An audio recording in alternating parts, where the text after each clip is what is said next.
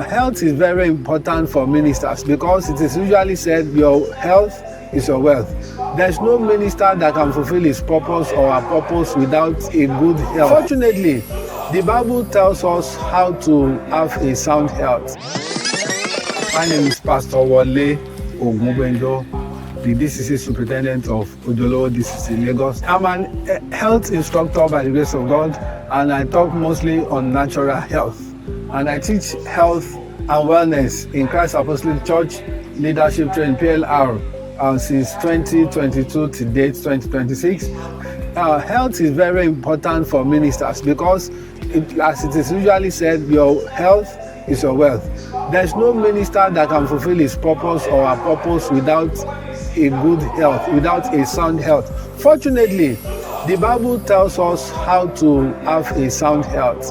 And from the first page of the Bible to the last, talks about all our needs and in particular about our health. Like 3 John has just one chapter, verse 2 says, God's purpose for us is to have sound health. Now, as we prosper spiritually, God expects us to prosper health-wise. Unfortunately, many ministers are having sicknesses, and many are dying unexpectedly, many are dying young, many are retiring based on health ground, which is not God's program for them. And by the grace of God, through research and this teaching, I've discovered that most of the things we call arrow, because if a minister is preaching or ministry and he slumps, you say he has been shot with arrow.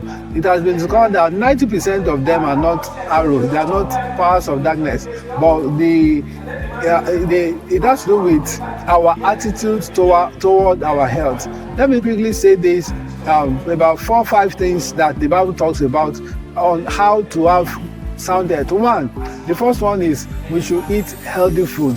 A researcher says whenever you are holding any food to put in your mouth, you must know that you are either killing yourself or killing a disease in your body. So what we eat matters. In the book of Genesis chapter 1, the original food God gives us is fruits and vegetables, and it has been discovered that fruits and vegetables are very medicinal. They have power to reverse sicknesses, to prevent sicknesses, and to cure sicknesses. So I will implore everybody to take fruits and vegetables as a meal, not just part of your meal, a meal per day, maybe breakfast, lunch or dinner. 2, the other way is through water. Water is therapeutic. The best natural medicine is water. Research has shown that 2/3 of our body is made up of water. So that means your body as a human being cannot function well without water. Right from your brain, your heart, your lungs, your kidney sieve blood, and it needs a lot of water to sieve dirt from your blood. So if you don't take enough water, you will have kidney stone, kidney problem, which is very expensive to manage. So instead of managing kidney problem with millions of naira, why don't you take water that worth 500 naira per day? So take water. Your blood needs enough water to circulate, your eyeballs, your mouth, every system and every organ. The third way by which you can have sound health as minister and of course as a human being is exercise. God created us as machine to use our body daily. 1 Timothy chapter 4 verse 8 tells us that exercise has benefits. Let me mention about 4. 1, if you exercise well, it will solve the problem of body pains. There are many people who suffer from body pains, and the next thing they do is to take medication. Another says it is not more medication that we need, but more education. So you don't need to take more medication, but you need more education. So when you do exercise, it will fix many body pains right from your head. It's what I've done and I've recommended to people by the grace of God, and it works for them.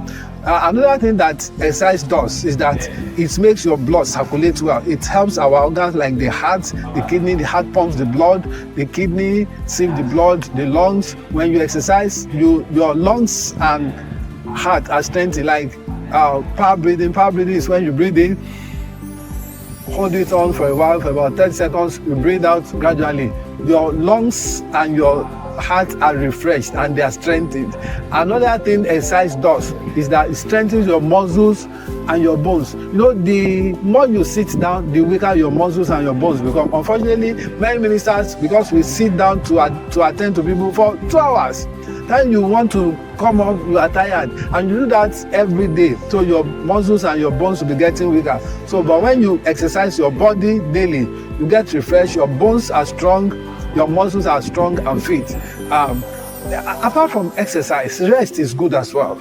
Unfortunately, from 2022 to date, almost each batch that we train, we have trained over 12-15 batches. What I've discovered was that about 90% of our ministers don't go on leave. This is a serious issue.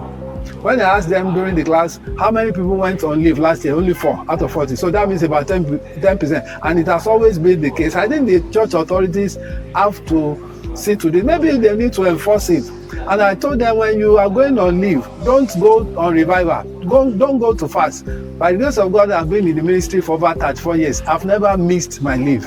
I go on leave every year. And when I go on leave, I don't go to hold revival. I go to rest, to relax. I don't go to fast. I've fasted when I was in the church. I've done revival. So when I'm on leave, I rest and I eat. So let us learn to rest. And of course, in the afternoon, try to observe siesta. That's one of the things I've learned from Papa Isolale when he was my pastor over 30 years ago. I don't miss my siesta except I'm in transit. That's only when I don't serve siesta.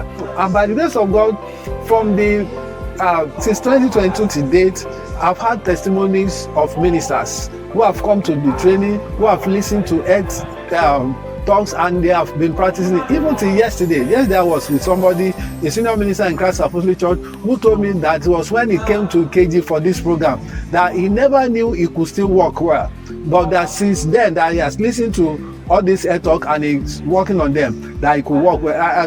I've had testimonies about 2-3 people that had prostate problem, and their prostate problem has been reversed by eating tomato. Yes, fresh tomato can prevent prostate enlargement and can reverse it. So we thank God for natural things that he has given unto us: fruits, vegetable, rest, detoxification. Then go for medical checkup from time to time. So, and finally, I want to tell all my colleague ministers that this is not just by just listening to this, but go practice them. In health, that's what is called consistency. When you are consistent, you will not be sick. And by the grace of God, in the past 5 years, I've not taken any medication. I'm not saying medication is bad, but I've not taken any because I don't fall sick. If I discover that I'm weak or have headache, I take rest, I take water, and I will be refreshed. I want to thank the authorities of the church for bringing this health or part of the curriculum for ministers. I want to pray that the Lord will give our authority long life and more of this. God bless you.